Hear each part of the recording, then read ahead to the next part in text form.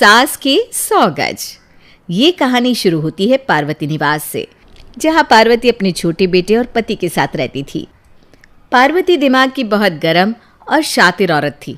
60 की उम्र में भी वो ऐसे गरजती थी कि कोई भी काम जाए। संडे की सुबह पार्वती की सहेली सुशीला उससे मिलने उसके घर आती है। अरे सुशीला, आ बैठ बैठ, बड़े दिनों बाद आई तू। बोल तो ऐसे रही है तू जैसे मेरे आने से तुझे बड़ा चैन मिल गया। मैं नहीं जानती क्या, मेरे जाते ही तुम मीरा से घर की सफाई करवाने लगेगी। अरे तू भी ना क्या ये बातें लेकर बैठ गई। अच्छा, तेरी नज़र में कोई लड़की हो तो बता। तू तो जानती है वेदांत की उम्र 28 की होने चली है। अब शादी नहीं करूँगी तो कब करूँगी? तेरा नेचर जानने के बाद मैं किसी लड़की के घर वालों को तेरा कांटेक्ट नंबर देने का रिस्क नहीं ले सकती। तुझे किसी का तेरे घर में जाना पसंद नहीं, हर चीज़ में तू नुक्स निकालती रहती है। तेरे इसी नेचर के कारण तो नेहा बहू तुझसे अलग हो गई। अरे नेहा कोई अलग नहीं हुई है मुझसे, इतनी भी मजाल नहीं है उसकी कि अलग हो जाए। रोहित भी जानता है इतनी प्रॉपर्टी उसे अर्जित करने में 7 पुश्तें निकल जाएगी जितनी मेरे अंडर है। वो तो रोहित को बाहर नौकरी लग गई थी और उसे खाने की दिक्कत हो रही थी तो नेहा को उसके पास जाना पड़ा। मैं तो यही बोलूँगी, तुझे अगर वेदांत की शादी करनी है ना तो ज़रा अपना स्वभाव बदल दे, क्योंकि आजकल तो लड़कियां ज़रा सी बात पर डाइवोर्स देकर निकल लेती हैं। वो तो इसलिए होता है क्योंकि उनकी सास उन पर कड़ी निगरानी नहीं रखती। मेरे जैसी सास की आंखों के नीचे से बहू डाइवोर्स क्या, घर के बाहर तक नहीं निकल सकती। पार्वती से बात करने के बाद सुशीला अपने घर चली जाती है। अरे मीरा कहाँ मर गई? घर को धोकर पोंछ कर साफ कर दे। मैं नहीं जानती क्या सुशीला 10 जगह जाती है, ये पता नहीं कहाँ बैठ कर आई होगी। मैं अभी आती हूँ पंडित जी के पास से। आने वाली दिवाली के पहले पहले वेदांत की बीवी लेकर नहीं आए तो मेरा नाम भी पार्वती नहीं। और पूरे जोर शोर से पार्वती वेदांत के लिए लड़की ढूंढने लगती है। आए दिन पार्वती के घर में कोई ना कोई गेस्ट आया ही रहता। और बताओ बेटा, शादी के बाद पढ़ना चाहती हो? जी आंटी जी, मैं पढ़ना तो चाहती हूँ, पर अगर आप लोग अलाउ करें तभी। ये सुनते ही दोनों हाथ जोड़कर पार्वती कहती है, माफ़ कीजिएगा भाई साहब, ये रिश्ता तो नहीं हो पाएगा। क्यों बहन जी, क्या कमी है मेरी बेटी में? अभी आपकी बेटी कह रही है कि उसे पढ़ने की इच्छा है। अरे भाई, इतनी इच्छुक है पढ़ने की तो अभी तक पढ़ लिख कर ये बैरिस्टर क्यों नहीं बन गई? मैं नहीं जानती क्या ये बहुओं के चोचले शादी के बाद इनको पढ़ाई सूझती है। क्लासेस जाने के बहाने 8-8 घंटे घर से बाहर रहना, ये सब मेरे घर पर तो नहीं चलेगा। और 20 रिश्ते देखने के बाद 21वां रिश्ता भी पार्वती को समझ नहीं आता और वो रिश्ते के लिए ना कर देती है। ऐसे कैसे वेदांत का रिश्ता पक्का होगा पार्वती जी? आप तो हर छोटी बड़ी बात पर लड़कियों को छांट दे रही हैं। ये गीता तो मुझे ठीक लग रही थी, इसे क्यों मना कर दिया आपने? अरे इतने दिन रुके हैं तो कुछ दिन और सही, पर लड़की आएगी तो गाय ही, जो मेरी मर्जी के मुताबिक चले। और इसी तरह लड़की देखने का सिलसिला चलता जाता है। एक रोज़ नीलिमा के परिवार वाले नीलिमा का रिश्ता लेकर पार्वती के घर पहुंचते हैं। अरे भाई साहब, आपको आने में कोई तकलीफ तो नहीं हुई ना? बिल्कुल भी नहीं पार्वती जी, आपके रहते हमें तकलीफ कैसे हो सकती है? पूरे बाजार में ऐसा कोई भी नहीं है जो आपका घर ना जानता हो, सिर्फ बोलने की देरी थी। एक मिठाई वाला तो हमें दरवाजे तक छोड़ कर गया। वो तो है ही, हमारे घर पर जो लड़की आ गई उसके तो प्यारे न्यारे हैं। तस्वीर तो देखी थी मैंने नीलिमा की, लड़की तो बड़ी प्यारी लगी थी मुझे। नाम भी पुराने ज़माने का है, यानी संस्कारी भी है। अब आप बताइए शादी में कितना लगा सकते हैं आप, क्योंकि ये हमारे घर की आखिरी शादी होगी। इसके बाद तो सीधा इनके बच्चों की शादी होगी, तो ये शादी तो धूमधाम से करेंगे हम तो क्या ही लगा पाएंगे, हमारे पास तो सिर्फ और सिर्फ कन्या कलश है। अब आया ना ऊंट पहाड़ के नीचे। ऐसी ही लड़की चाहिए थी मुझे, जिसका मायका पक्ष कमज़ोर हो कि चाह कर भी मेरे सर पर नाच ना सके। कोई बात नहीं संतोष जी, आप तो हमारे समाज वाले हैं। अगर हम एक दूसरे की मदद नहीं करेंगे तो कौन करेगा? मुझे यह रिश्ता मंजूर है। और 7 दिन के अंदर ही 7 फेरे लेकर नीलिमा अपने ससुराल आ जाती है। सुबह सुबह रसोई में काम करती हुई नीलिमा अपनी सहेली से फ़ोन पर बात कर रही थी। हाँ शीना, बहुत ही अच्छा घर मिला है मुझे। तेरा कहना बिल्कुल सही निकला। इतने पैसे वाले लोग हैं कि क्या ही बताओ। हॉल में बैठी हुई पार्वती की एक आंख सामने चल रही टीवी पर थी तो दूसरी रसोई में काम कर रही अपनी बहू पर। ज़रा टीवी की आवाज़ धीमी करके सुनो तो, ये बहू सवेरे सवेरे किससे क्या बात कर रही है। और रसोई के बाहर कान लगाकर पार्वती अपनी बहू और उसकी सहेली की बातचीत सुनने लगती है। अच्छा शीना, मैं फ़ोन रखती हूँ, लगता है मम्मी जी इधर आ रही हैं। ऐसी क्या बात हो रही थी दोनों सहेलियों में कि मेरे आते ही फ़ोन रख दिया? हाँ, ऐसी सहेलियों से शादी के होते ही दूरियां बना लेनी चाहिए बहू। यही तो वो लोग होते हैं जो अपने बनकर तुमसे तुम्हारे ससुराल की बातें पूछेंगे और बाद में उसे ही तुम्हारे खिलाफ इस्तेमाल करेंगे। नहीं मम्मी जी, आप गलत समझ रही हैं। शीना मेरी बचपन की सहेली है, वो ऐसा बिल्कुल भी नहीं करेगी।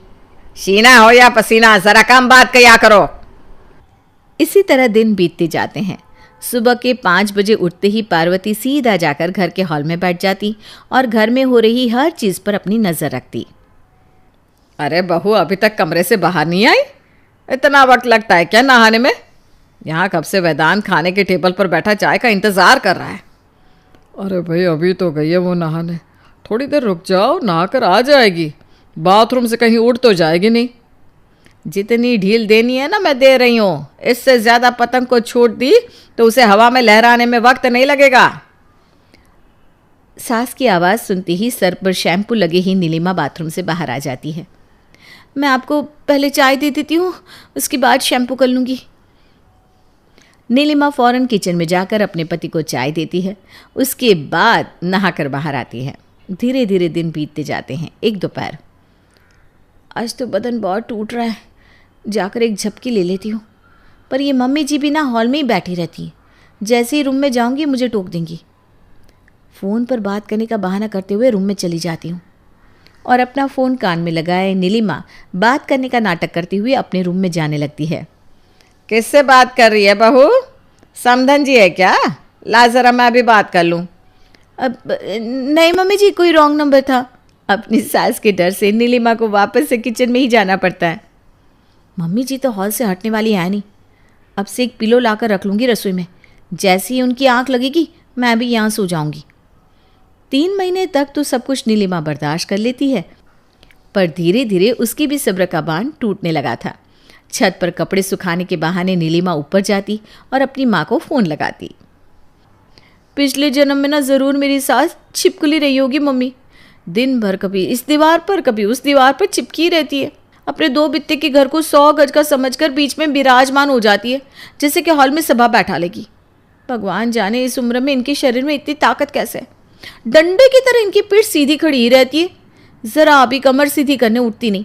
सुबह 5 बजे जो सोफे पर विराजमान होती है, सीधा रात को 12 बजे सोफ़ा छोड़ती है। प्राइवेसी का तो सत्यानाश करके रख दिया है इन्होंने।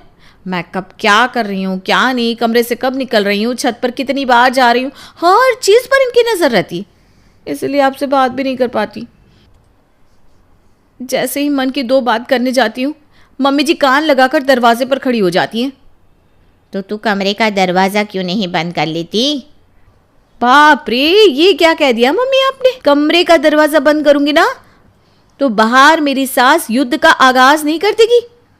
वेदांत जी फैमिली बिजनेस में है और मैं भी नहीं आई हूँ, तो अभी कुछ ज़्यादा कह भी नहीं सकती। तू अपनी जिठानी से बात करके देख, वो ज़रूर कुछ बता पाएगी। और अपनी सास की इस डिक्टेटरशिप से छुटकारा पाने के लिए नीलिमा छुपकर अपनी जेठानी नेहा को फ़ोन लगाती है और उसे अपनी सारी प्रॉब्लम बताती है। हे भगवान, फंसा ही दिया ना मम्मी जी ने तुझे। मुझे लगा था कि शायद अब वो बदल गई होगी, पर अब भी वो वैसी की वैसी है। क्या बताऊँ नीलिमा, मेरे साथ भी उनका यही रवैया था। दिन भर हॉल में बैठी रहती और ये देखती रहती कौन क्या कर रहा है। ये सब ना उनका एक तरीका है अपनी बहू को कंट्रोल में रखने का। मैं तो कहती हूँ तू भी सहना बंद कर दे और अपनी मर्जी की करने लग। इतनी भी नई नहीं रही तू अब। ठीक कहा भाभी आपने। क्या फ़ायदा इतने पैसों का जब अपनी मर्जी से इंसान एक कपड़ा ना ले सके, किसी से मिल ना सके।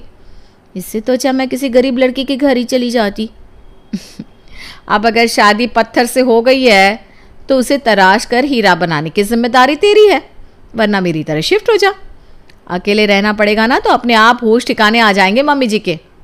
पर वेदांत भी ना मम्मी जी का भक्त है, ऐसा नहीं होने वाला। अपनी जिठानी की बात सुनकर नीलिमा को भी हिम्मत आती है और वो सोच लेती है कि वो अब अपने हिसाब से ही जिएगी। कितने दिन हो गए शॉपिंग किए? मम्मी जी कहीं बाहर जाने में भी रोक टोक लगाती है। एक काम करती हूँ, ऑनलाइन शॉपिंग कर लेती हूँ। 2 दिन बाद सुबह से ही नीलिमा डिलीवरी के आने का इंतज़ार करती रहती है, पर डिलीवरी नहीं आती। जैसे ही वो किचन में जाती है, नीलिमा जी का घर यही है क्या? हे भगवान, तू अंदर कैसे आ गया? जा दरवाजे से बाहर जा। और मेरी बहू का नाम क्यों ले रहा है तू? आपकी बहू के नाम का पार्सल आया है, ज़रा उन्हें बुला दीजिए। अरे बहू, ये डिलीवरी वाला क्या बोल रहा है? क्या मंगाया है तूने? इतनी देर से मैं दरवाजे पर बैठी हुई थी, तब ये डिलीवरी वाला नहीं आया। जैसे ही मैं किचन में गई, आकर धमक पड़ा। अब क्या कहूँ मम्मी जी को? अब वो मम्मी जी, मैंने ना 1-2 कुर्ती मंगाई थी अपने लिए। ए लड़के, ये सामान वापस होता है ना? चल वापस ले जा। क्या ज़रूरत है बेकार में खर्च करने की बहू? अभी 2 दिन पहले तूने बाहर से खाना मंगाया था कि नहीं? सब कुछ तो तू अपने मन का कर रही है। फिर कहेगी मेरी सास मुझ पर कंट्रोल करती है। 6 महीने हुए नहीं शादी को, इतनी अच्छी खासी शॉपिंग की है तूने शादी में, अब क्या ज़रूरत पड़ गई कपड़े खरीदने की? इस सामान को वापस ले जाओ भैया, हमें नहीं चाहिए। ये क्या किया मम्मी जी? कितनी मुश्किल से 1000 रुपये में 3 कुर्तियाँ मंगवाई थी मैंने। पार्वती की रोक टोक यहीं नहीं रुकती। एक रोज़ नीलिमा की फ्रेंड्स उससे मिलने उसके घर आती है। क्या यार, शादी क्या हो गई? तूने तो हमारा फ़ोन तक उठाना बंद कर दिया। हाँ यार, अरे ये क्या हालत बना रखी है तूने अपनी। दिन भर तू और तेरी सास घर पर अकेले रहते हैं। ऐसा भी नहीं कि तेरा कोई जेठ है जो तेरे साथ रहता हो। फिर ये साड़ी पहन कर क्यों घूम रही है इतनी गर्मी में? अरे धीरे बोलना, यही हॉल में मेरी सास बैठी हुई है। नीलिमा किचन में जाती है और अपनी सहेलियों के लिए चाय नाश्ता लाती है और सभी बचपन की यादें ताज़ा करने में लग जाती हैं। इतने बड़े घर में एक काम वाली तक नहीं है क्या? एक मेड तो रख लेती यार। काम वाली तो है बेटा, पर वो बस घर धोने का काम करती है, वो भी तब जब हमारे घर पर मेहमान आते हैं। मेरे रहते तो मैं ज़्यादा लोगों को आने जाने देती नहीं, तो घर गंदा होता नहीं, इसीलिए मीरा को बार बार बुलाने की ज़रूरत पड़ती नहीं। पर आज शायद बुलाना पड़ जाए। करो करो, नाश्ता करो। हमें ताना देकर गई है तेरी सास। तेरी सास यही हमारे सर पर बैठी रहेगी क्या नीलिमा? एक जरा प्राइवेसी नहीं है यहाँ पर। सर पर खड़ी हुई है, उठकर जाती है फिर वापस आ जाती है। आपस में हम फ्रेंड्स बात भी नहीं कर पा रहे। चलना तेरे कमरे में चलते हैं। शीना और सिल्ली नीलिमा के साथ उसके कमरे में चली जाती हैं। एसी ऑन कर, मैं दरवाज़ा लगाती हूँ।